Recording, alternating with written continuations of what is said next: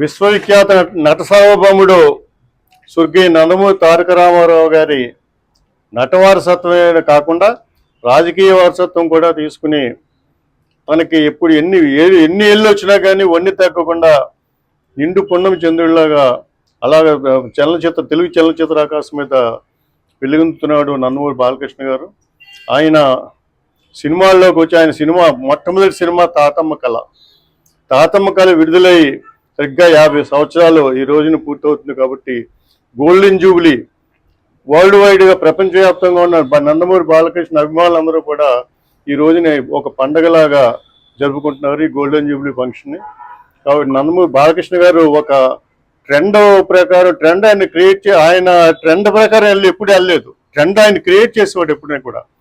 ఈ ప్రాక్సిస్ సినిమాలు కానీ లేకపోతే మిగతా సినిమాలు కానీ ఈ పద్య వచ్చిన ఈ సినిమాది అఖండ లాంటి సినిమాలు కానీ ఇవన్నీ కూడా ఆయన ఏళ్ళు పెరుగుతున్నా కానీ జోరు తగ్గలేదు. ఏదో సినిమాలో పాట కూడా ఉంటుంది, ఏళ్ళు పెరుగుతున్నా జోరు తగ్గలేదని.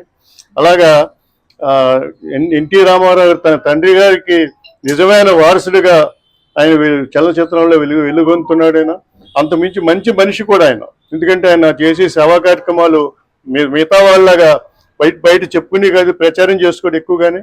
ముఖ్యంగా తల్లిగారి పేరుతో పెట్టిన క్యాన్సర్ హాస్పిటల్ ఎంతో మంది ప్రజలకు, ఎంతో మంది రోగులకు ప్రాణదానం చేయడం అక్కడ పేద ప్రజలకు కూడా ఒక కల్పవృక్షంలా పనిచేస్తుంది. అక్కడ ఎంతో డెవలప్ అవుతుంది.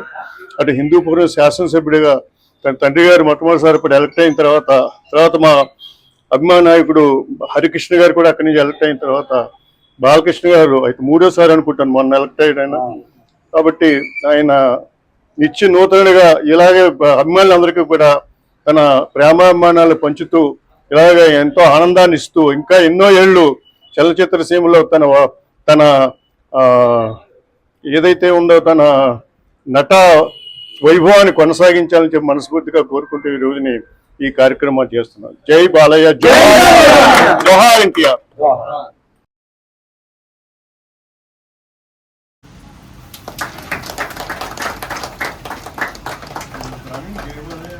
జై బాలయ్య, జై బాలయ్య, జై బాలయ్య, జై బాలయ్య, జై బాలయ్య, జై బాలయ్య, జై బాలయ్య, జై బాలయ్య, జై బాలయ్య, జై బాలయ్య, జై బాలయ్య, జై బాలయ్య, జై బాలయ్య, జై బాలయ్య, జై బాలయ్య, జై బాలయ్య, జై బాలయ్య, జై బాలయ్య, జై